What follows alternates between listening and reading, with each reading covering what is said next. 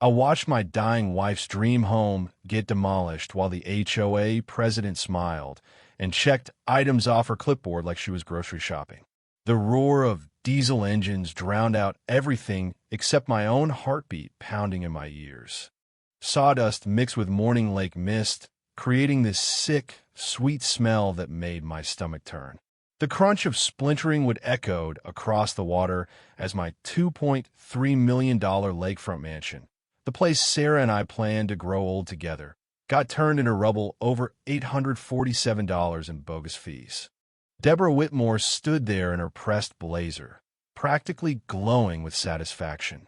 She thought she'd finally crushed the troublemaker who dared question her authority. What she didn't know was that she was standing on my land.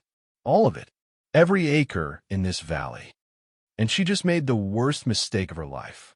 What would you do if your HOA demolished your dream home while you stood there helpless? Or so they thought.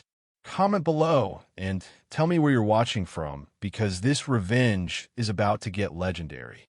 My name is Marcus Blackwood, and 3 years ago, I thought I had life figured out.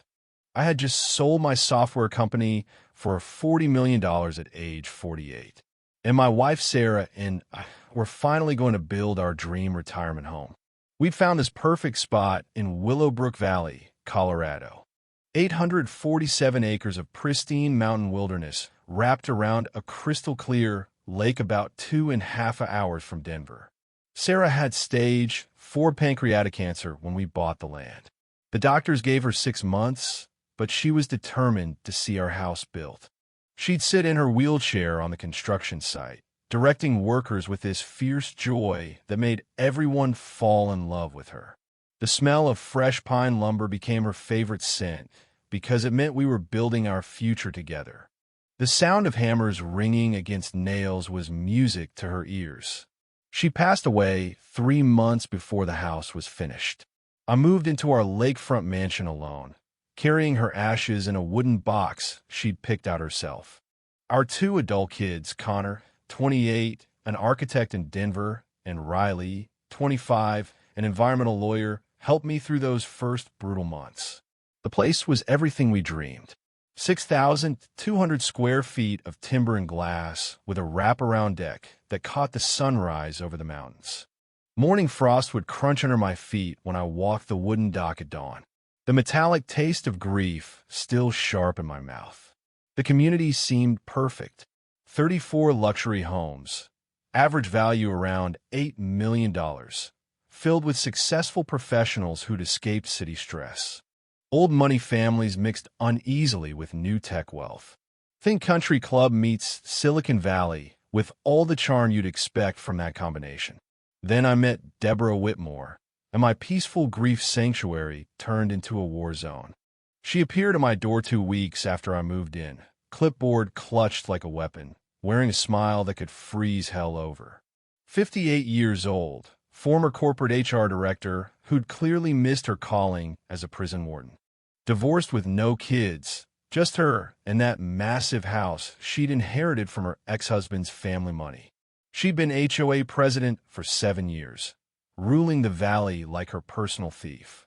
Your dock extends 12 and beyond approved specifications, she announced like she was delivering a terminal diagnosis. I blinked. This dock was pre-approved by the previous board. I have all the documentation. Her smile turned predatory. Previous approvals don't supersede current standards. I'm the president now, and I enforce current compliance. When I politely requested clarification in writing, like a reasonable human being, that $150 fine magically became $847. She called it an attitude adjustment fee for hostile correspondence. Apparently, asking for basic documentation qualified as acts of war in Deborah's twisted kingdom. I started digging and discovered the ugly truth. Tom Chin whispered how she'd terrorized his elderly parents in his selling by claiming their medical oxygen equipment violated aesthetic guidelines. Maria Santos showed me photos of blatant violations on properties owned by Deborah's inner circle. Violations that mysteriously never resulted in fines. Florence Pike, an 82-year-old widow, tearfully describe how Deborah had forced her to remove her late husband's memorial garden for being non-conforming landscaping. The pattern was crystal clear. Deborah targeted newcomers and anyone who questioned her authority, while her cronies violated rules with complete impunity. She'd perfected the art of selective enforcement, driving out undesirable residents through financial warfare and psychological terrorism. What I didn't know yet was that several families had already been forced to sell at massive losses, fleeing Deborah's reign of terror. The Hendersons had lost nearly $300,000 selling under duress after she'd manufactured a series of escalating violations.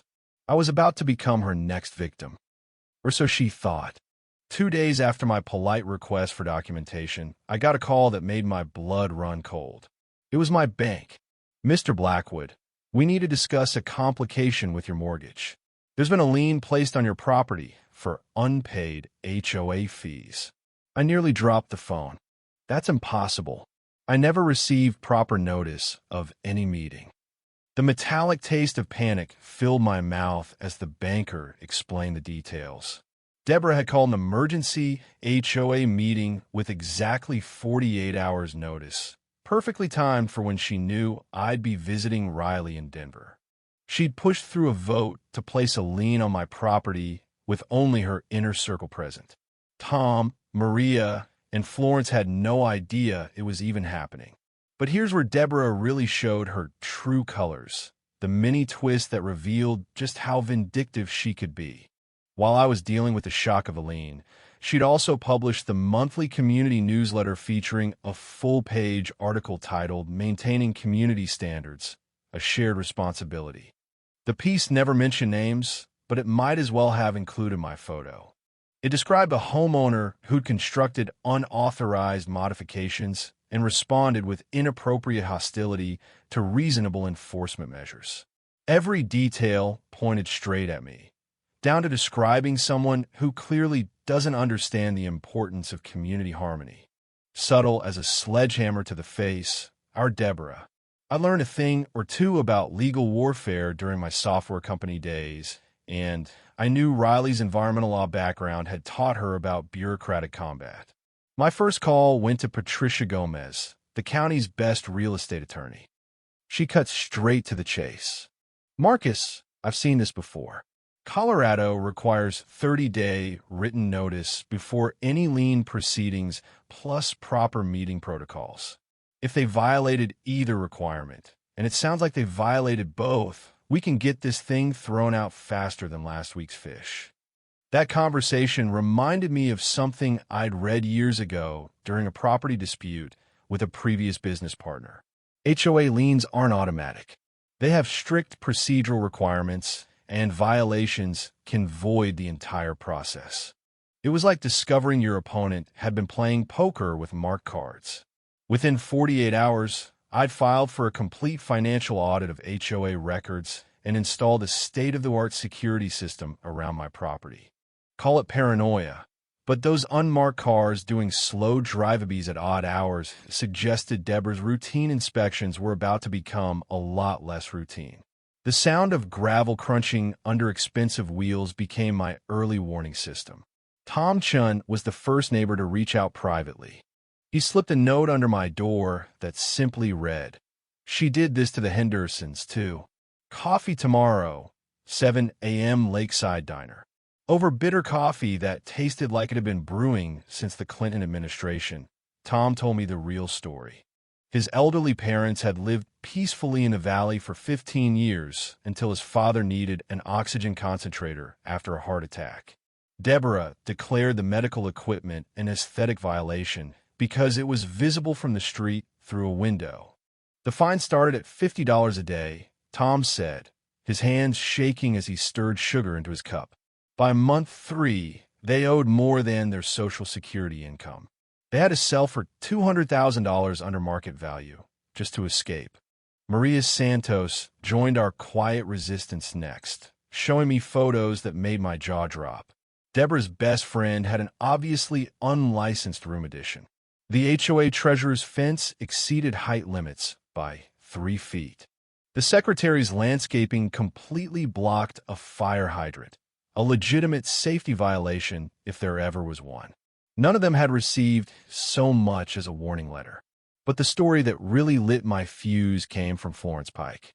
That sweet 82-year-old widow came to my door in tears, explaining how Deborah had forced her to remove her late husband's memorial rose garden. "I planted those roses on our 50th anniversary," Florence whispered, dabbing her eyes with a tissue. Holt spent his last summer tending them. She said they weren't architecturally consistent with neighborhood aesthetics. The smell of those destroyed roses still lingered in Florence's yard, a sickly sweet scent of petals left to rot in the compost bin. That's when the full picture became crystal clear. This wasn't about property values or community standards. This was systematic targeting of anyone who didn't fit Deborah's narrow vision of who belonged in her valley. New money, elderly residents, anyone who dared question her authority. We were all marked for elimination. The stakes couldn't be higher. My home, my peace, and my ability to honor Sarah's memory were all under direct attack.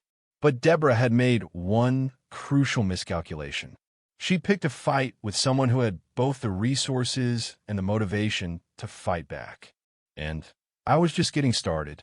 3 weeks into my legal challenge, Deborah decided to escalate from petty harassment to full-scale psychological warfare. It started with the anonymous complaints. 7 different violation notices arrived in my mailbox over 5 days, each one more ridiculous than the last. My landscaping was excessive and non-conforming. My security cameras created privacy concerns for neighbors. The outdoor furniture on my deck violated aesthetic guidelines. Even my mailbox, the same standard black box every house had, was suddenly not in compliance with community standards. The smell of fresh ink on those violation notices became as familiar as my morning coffee and about as welcome as a tax audit. But here's the mini twist that showed just how deep Deborah's corruption ran. She wasn't just making up rules as she went. She was retroactively changing them. I discovered this when Patricia pulled the official HOA bylaws from county records and compared them to the updated standards Deborah was citing. "Marcus, what she's doing isn't just unethical, it's textbook fraud. She's been quietly amending community rules without board votes, proper notice, or legal authority." Turns out our HOA president had basically appointed herself dictator and started rewriting laws to target specific people. I remembered reading about similar cases during my business days. Officials who thought they could change rules without following procedures always ended up in handcuffs.